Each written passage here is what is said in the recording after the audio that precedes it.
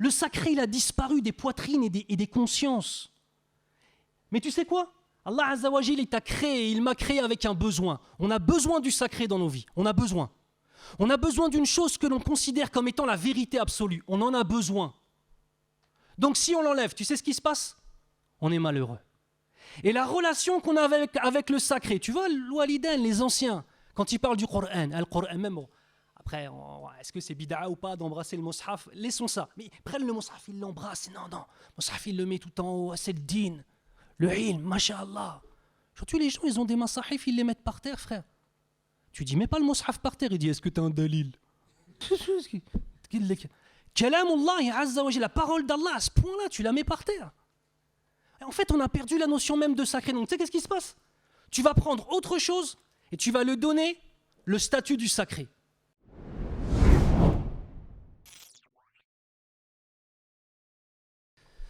أعوذ بالله من الشيطان الرجيم بسم الله الرحمن الرحيم والصلاة والسلام على أشرف الأنبياء والمرسلين نبينا وحبيبنا محمد صلى الله عليه وسلم وعلى آله وأصحابه أجمعين وأشهد أن لا إله إلا الله وحده لا شريك له وأشهد أن محمدا عبده ورسوله صلى الله عليه وسلم أما بعد.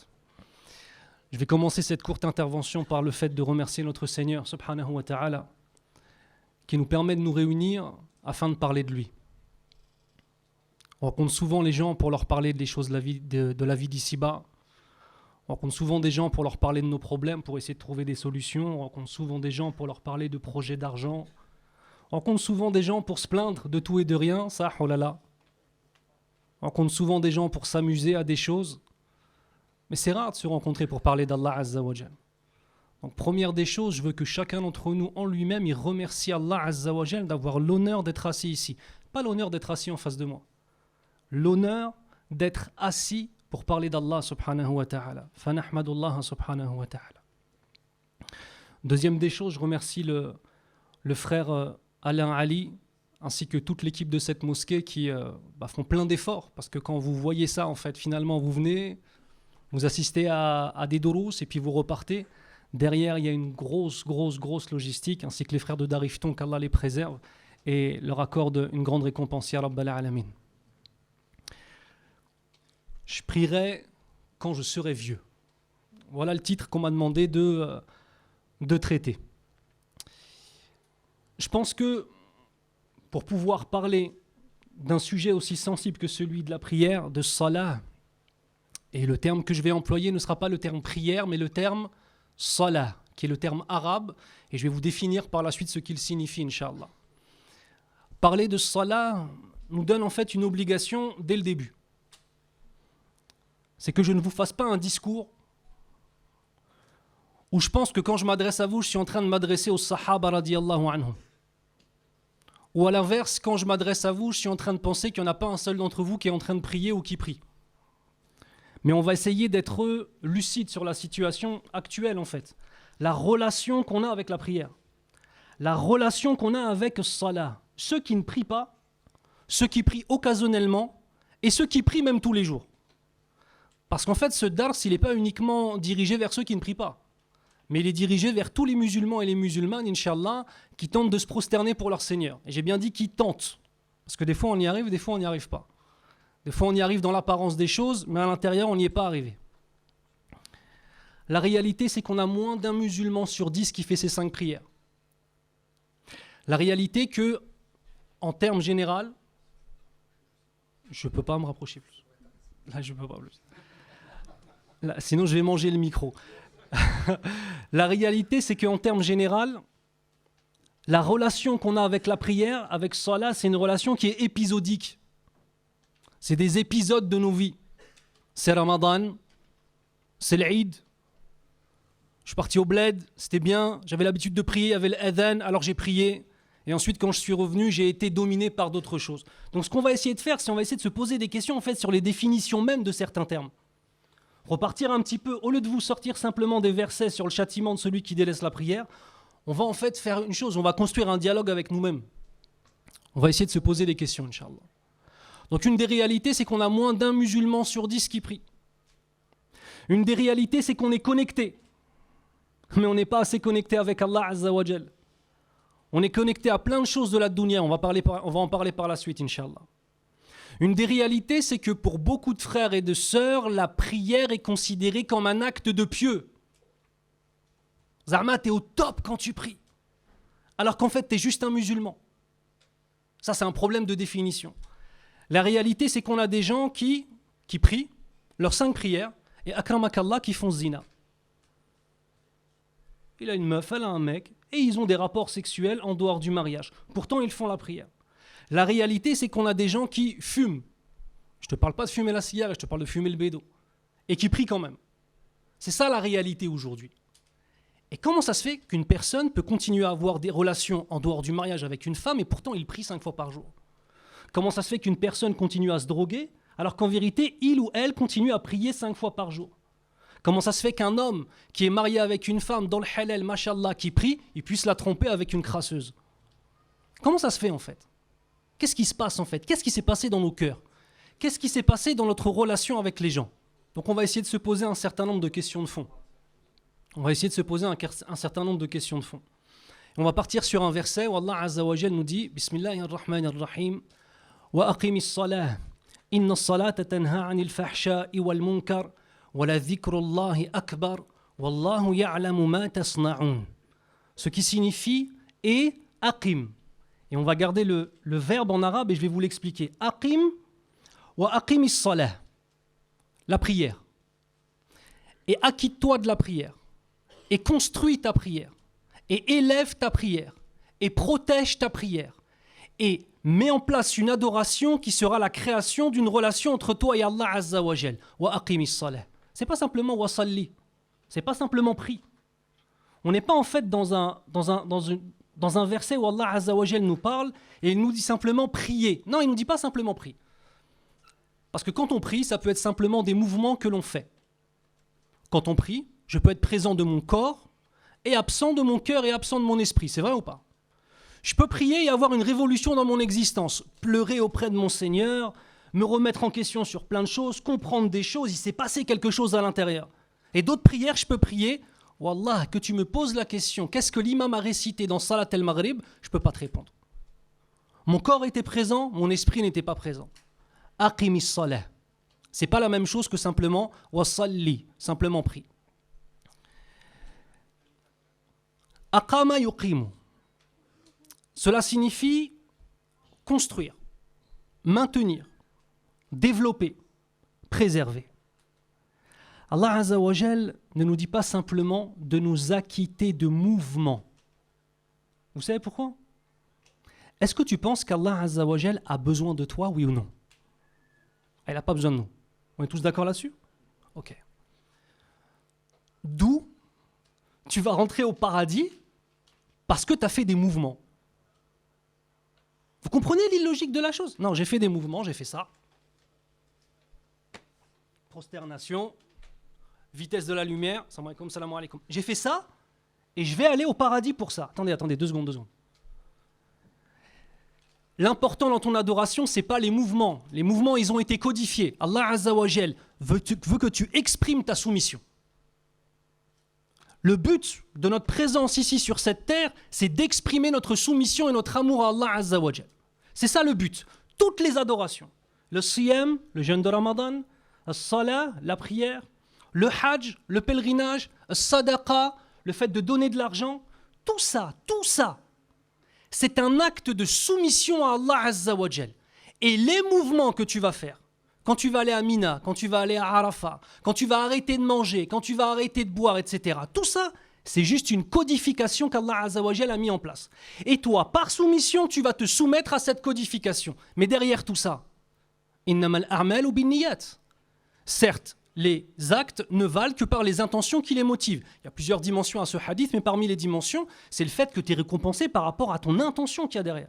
Je ne suis pas en train de te dire que tu dois dire l'islam c'est dans le cœur et tu fais rien du tout. Et tu dis ça. Non, je ne te dis pas ça. Tu te soumets, tu fais les mouvements. Mais si tu ne fais que des mouvements, eh ben c'est que des mouvements, frère. On ne va pas rentrer au paradis en faisant des mouvements. On va rentrer au paradis quand on va construire une relation avec Allah Azza wa Jal. Le terme salah vient du terme en arabe qui est sila. As-sila, c'est la relation, c'est le lien. Ce qui signifie qu'Allah Azza wa Jal nous a donné un moyen, mais il faut qu'on réfléchisse 2 minutes à ce que ça signifie. Il nous a donné un moyen d'être lié à lui. Pas lié à une star, pas lié à quelqu'un qui a de l'oseille, pas toutes les choses de la dunya, lié à ton Seigneur. Allah Azza wa Jal, dans la prière, il nous permet de pouvoir nous adresser directement à lui. Celui qui veut parler avec Allah, qu'il prie. Celui qui veut qu'Allah lui parle, qu'il lise le Coran. C'est vrai ou c'est faux? Aqrabu ma yakunu al-'abdu min rabbih wa huwa sajid. Ce qui signifie dans le hadith du prophète sallallahu alayhi wa sallam, le moment où l'adorateur est le plus proche de son Seigneur, c'est lorsqu'il est prosterné. Ta prosternation, c'est pas simplement une gymnastique de ton corps où tu vas avoir ta tête qui va toucher le sol. Non, non, non. Ta prosternation, c'est le symbole d'une soumission totale. Ya Allah, ana la shay. Je suis rien. Ya Allah, anta kullu shay. Ya Allah, toi tu es toute chose. Moi je suis rien, toi tu es tout. La chose la plus précieuse que nous avons, c'est notre visage. Si quelqu'un s'est déjà fait tabasser, qu'Allah vous préserve, la première des choses que tu vas protéger, c'est quoi? C'est pas tes côtes, hein. Pourtant les côtelettes, ça peut faire bien mal. C'est pas tes côtes, c'est ton visage que tu vas protéger. Et c'est une des raisons pour lesquelles, quand on subit les châtiments de l'enfer en enfer, on est comment? On est attaché avec des carcans, ici. Et tu peux pas protéger ton visage. Qu'Allah nous préserve de l'enfer, ya Rabbal Alamin. Tu prends la chose la plus noble que tu as et tu la mets au plus bas. Pour faire quoi? Pour te rapprocher d'Allah subhanahu wa ta'ala. Donc je vous disais, iqamatus salah, le fait de faire iqamatus salah, c'est pas simplement le fait de faire les mouvements de la prière. Pourquoi? Parce que de simples mouvements n'expriment quoi? Que la soumission du corps. Et ce qu'Allah Azza wa Jal exige de nous, c'est la soumission du corps apparente, que tout le monde verra, qui fait que je pourrais dire que lui, c'est un musulman.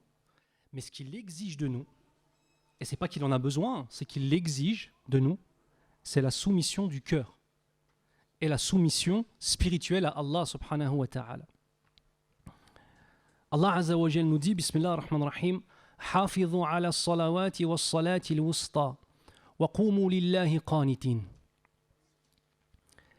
Allah Azza wa Jal nous dit dans le sens du verset, Hafidhu, préservez, conservez, soyez attentifs à ala salawat, vis-à-vis de vos prières. Si Allah Azza wa Jal nous ordonne ici, et c'est du amr, c'est de l'impératif, si Allah Azza wa Jal nous ordonne de préserver, de protéger nos prières, c'est qu'elles sont potentiellement en danger. Il y a le premier danger qui est le danger le plus apparent, celui d'arrêter de prier. Il est clair celui-là, c'est vrai ou pas? Quelqu'un qui prie, qui arrête de prier, il sait très certainement, et il sait de façon très claire, que sa foi a baissé énormément, jusqu'au point d'être complètement déconnecté d'Allah. Parce que la connexion avec notre Seigneur, c'est salah. La connexion avec Allah, c'est salah. Celui qui n'a pas salah, il a une connexion avec Allah Azza wa Jal qui est très, très, très, très, très faible. Et donc, il ne pourra pas obtenir les fruits de cette connexion avec Allah Azza wa Jal. On est d'accord là-dessus ou pas?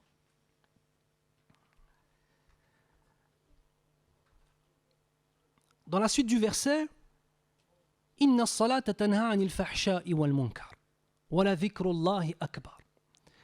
La prière t'empêche de tomber dans al-fahsha, les péchés, al-ma'asi, ou al-munkar, le blâmable. Comment on fait pour obtenir ça?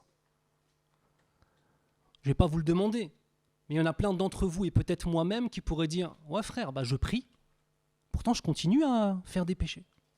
Et pourtant je continue à tomber dans le blâmable. Pourtant Allah Azza wa Jal ne nous dit pas simplement « La prière empêche de tomber dans les péchés et dans les désobéissances. » Il ne nous dit pas juste ça. Il rajoute « Inna », ce qui signifie la certitude. Ce qui signifie que la prière est l'outil par excellence, l'outil parfait, incha'Allah, pour nous éloigner de tous les péchés. Et si ça ne marche pas quand on prie, c'est qu'on a une question à poser sur la prière ou sur notre prière. La question à poser, elle est sur notre prière. Et une personne qui prie et qui cesse de prier, et qui reprie et qui recesse de prier, il y a plusieurs causes à cela.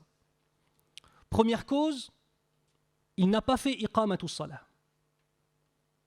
Il s'est soumis par son corps à un code de mouvement, mais son cœur ne s'y est pas soumis. Donc, à partir du moment où il y aura la moindre épreuve, que va-t-il se passer? On va tout lâcher. Cette personne-là, elle ressemble à un arbre. Imagine-toi un arbre qui est en bonne santé, un chêne. Il y a une voiture, on va dire une Twingo, elle n'est pas trop costaud. Une Twingo qui rentre dedans. C'est l'arbre qui se casse ou c'est la voiture? La voiture. Pourquoi? Parce que l'arbre, il a des racines et parce que l'arbre est plein à l'intérieur. Il y a un vrai tronc, Khoya. Pardon? Il est solide, exactement. Imagine-toi maintenant un autre arbre que tu vois à l'extérieur. Pareil, il a l'air grand, il a l'air beau, il a l'air fort. Sauf qu'à l'intérieur, les mythes l'ont rongé. Les mythes du péché, des désobéissances. Et non pas d'une soumission totale à Allah Azza wa Jal, mais simplement le fait de faire 3 ou 4 mouvements dans la journée. 5 x 5, 25, 25 minutes de gymnastique de prière. Si la voiture rentre dans cet arbre qui est vide à l'intérieur, que va-t-il se passer? L'arbre va s'effondrer. Allah Azza wa Jal ne nous ordonne pas simplement, les frères, de faire des mouvements. Allah Azza wa Jal nous ordonne de faire en sorte que ces mouvements soient une porte pour nous vers le fait de s'élever vers Allah Azza wa Jal. Et, subhanallah, moi quand j'ai préparé cette conférence, pour vous dire, j'ai préparé 10 pages, j'ai même pas fait une page là, pour vous dire que voilà, vous inquiétez pas, je vais pas faire les 10 pages, ça va bientôt finir, mais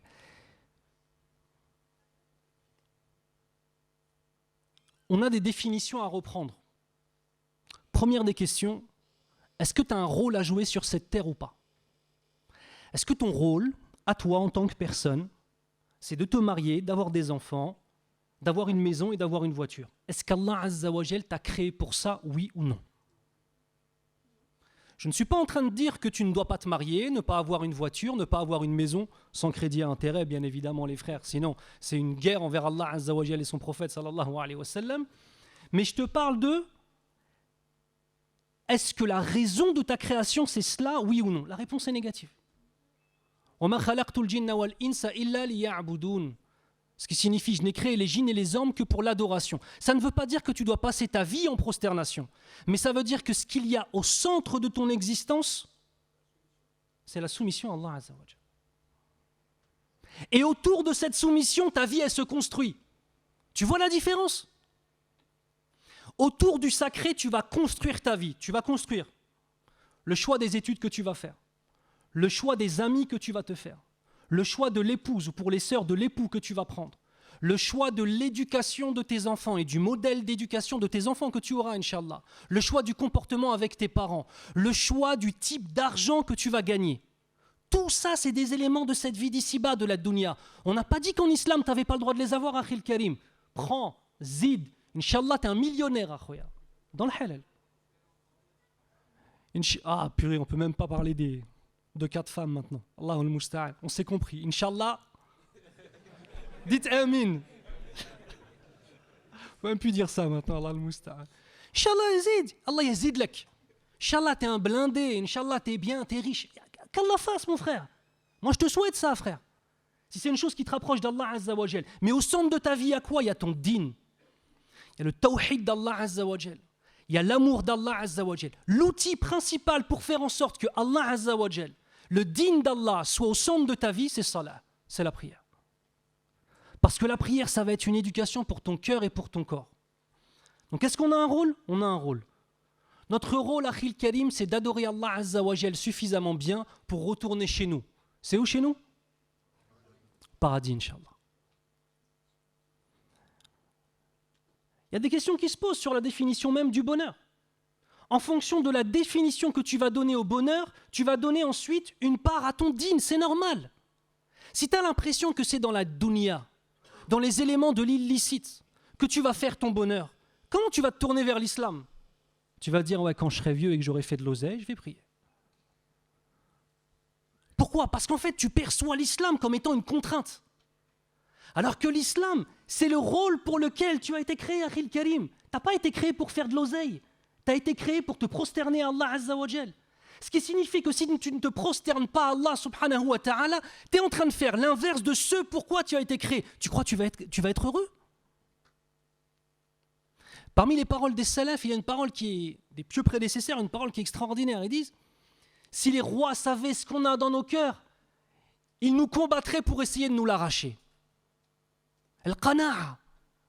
Wallah, Akhil Karim, on a connu des gens qui étaient dans l'illicite, qui ont fait de l'oseille, ta'assah. D'autres qui n'étaient pas dans l'illicite, mais ils ont passé leur vie dans leur travail, à délaisser leur dîn, délaisser leur salat, délaisser tout ce qu'il y avait de plus important. Ils ont fait de l'argent même dans le halal. Wallah, ils ne sont pas heureux. Regarde les vies qu'ils mènent. Pour certains, c'est juste des vies de toxicos, mais avec une belle maison.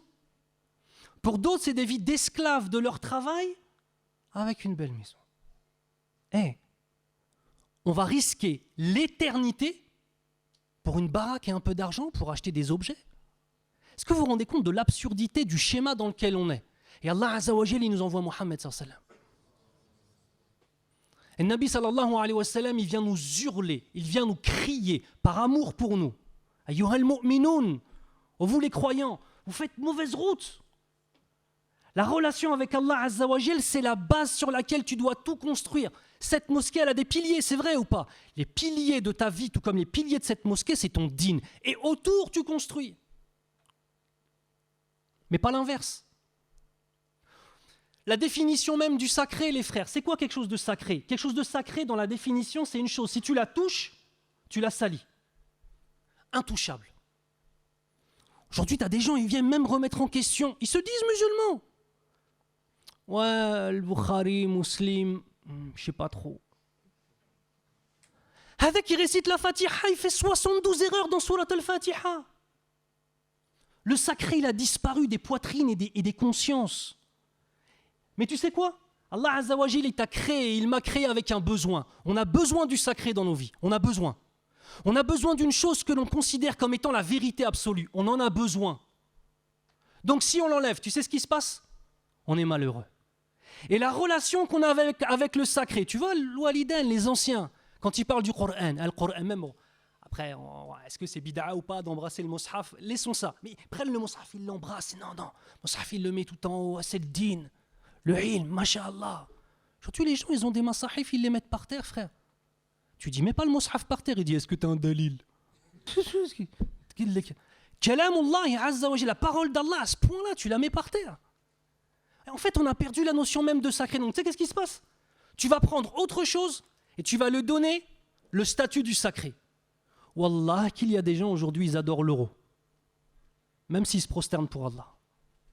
Tu vois la relation que certains ont à l'argent? Ils l'ont prise, ils ont pris la relation qu'on devait avoir au Coran et à la Sunna et ils l'ont mise dans l'argent. Ils ont une divinité en dehors d'Allah Azza wa Jal, qu'Allah nous préserve. C'est quoi la définition du din? Est-ce que le din, c'est le fait de faire un certain nombre d'actes bien précis à une heure précise, ou est-ce que le din, c'est un mode de vie complet? Et mode de vie complet, Akhil Karim, je ne suis pas en train de te dire que tu vas devoir du jour au lendemain mémoriser tout le Coran, et que tu ne peux plus partir en vacances, et que tu vas rester mzaïr, je ne suis pas en train de te dire ça, je suis en train de te dire que dans tous tes choix, tu cherches à voir ce qu'aime Allah Azza wa Jal. Et tu sais quoi? Au début, on n'y arrive pas ou on y arrive mal. C'est normal. Après, tu fais des erreurs. Il y a les anciens, ils te disent, non, fais pas ça, tu vas le regretter. Mais il y a un proverbe qui dit, si petit savait et si grand pouvait. Si petit savait, il ne ferait pas. Et si grand pouvait revenir en arrière, il ne ferait pas. C'est vrai ou pas? Mais tu es obligé de faire tes propres expériences. Le din, c'est un mode de vie, c'est pas simplement, Akhil Karim, de t'appeler Mohammed et d'être né un Maghribi ou je sais quoi. Moi, je vais vous choquer dans ce que je vais vous dire. Si je vois un Harbi ou un Malien pendant la Ramadan qui mange, je ne suis même pas étonné, frère. Parce que l'islam, il ne vous appartient pas, les frères. L'islam, c'est une aqida. L'islam, c'est un dogme. L'islam, c'est une croyance. Et les Arabes n'ont pas dominé le monde islamique tout le long depuis 1400 ans. Ça a tourné, c'est vrai ou pas? Quand ils se sont éloignés, Allah Azza wa Jalla, il a donné à d'autres.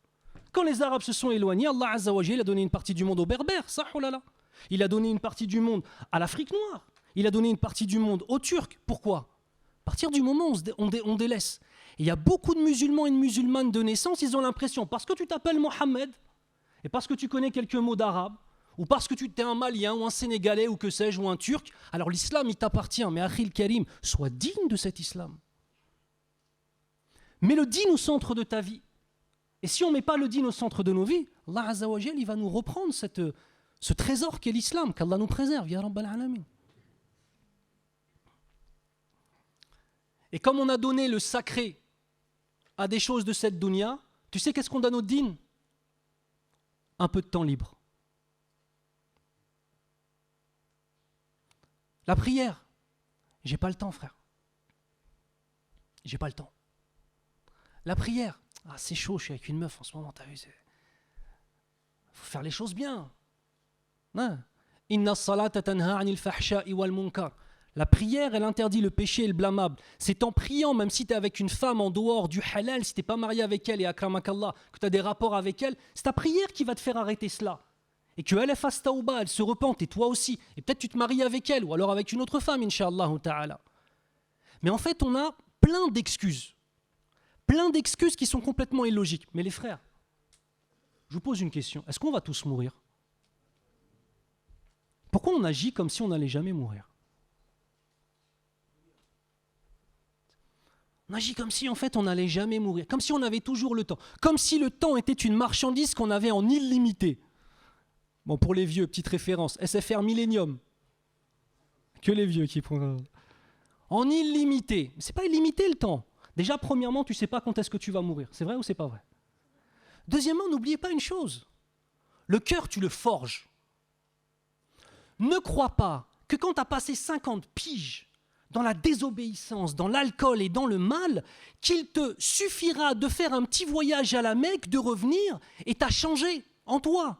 Ça existe. Mais c'est quoi? C'est des miracles. C'est pas la base. Qui fait la prière depuis plus de 5 ans? Qui a commencé à faire la prière il y a environ 5 ans, comme ça? Okay. Est-ce qu'on met du temps à se forger une personnalité de musulman, oui ou non? T'es jeune, toi, t'as quel âge, mon frère? Ouais, mais les Renault, on sait jamais quel âge ils ont. Il va me dire, j'ai 47 ans. T'as quel âge? 24. Ah, ça va. Oh, t'es à 24 ans. T'as commencé à prier vers 19 ans. 19 ans, t'es un bébé, frère. Non, mais t'es au début de ta vie. T'avais un appartement? Non. T'étais encore chez papa, maman. C'est une vie de bébé, en fait. Bébé, on se comprend. Je vous dis pas que vous êtes des bébés, on se comprend. C'est le début de ta vie. Tu mets du temps à te forger. Pourquoi? Parce qu'il y a déjà des années dans la désobéissance. Elle te marque au fer rouge. Elle te marque. Tes yeux, baisser le regard.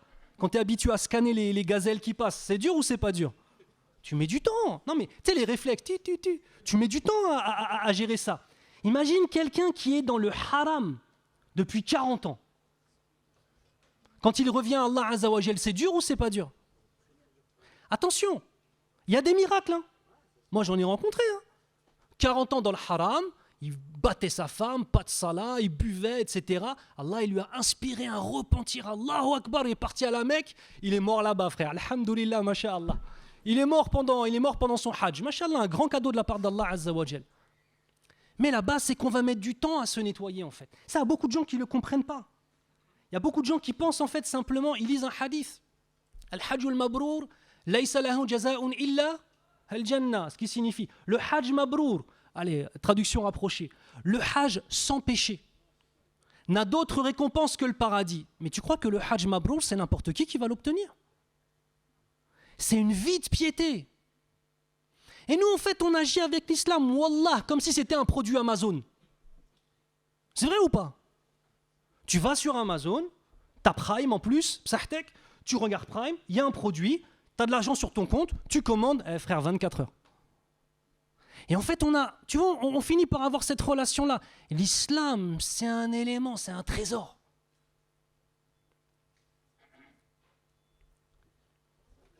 Est-ce que tu pries dans toutes tes prières? Est-ce que tu pleures dans toutes tes prières? Oui ou non? T'as déjà pleuré dans ta prière? Ouais. Qu'est-ce qu'il y avait comme décor autour? Souvent deux choses. Soit une ambiance de din, Allahu Akbar, on dirait ton âme, elle avait des ailes, tu fly au-dessus de la terre. Soit tu es dans une épreuve, c'est vrai ou pas? C'est là où tu pleures. Il y a un contexte ou il n'y a pas un contexte? Tu as dû construire des choses. L'épreuve, elle t'a écrasé, elle t'a cassé tes jambes, Akhil Karim. Tu as compris que tu valais rien sans ton Seigneur et tu t'es prosterné. Il y a un truc autour. Pareil, le repentir. Mais pourquoi est-ce que vous pensez qu'il y a certains anciens dans les mosquées, ils continuent à dire des gros mots alors qu'ils ont 70 ans? Pourquoi tu penses ça?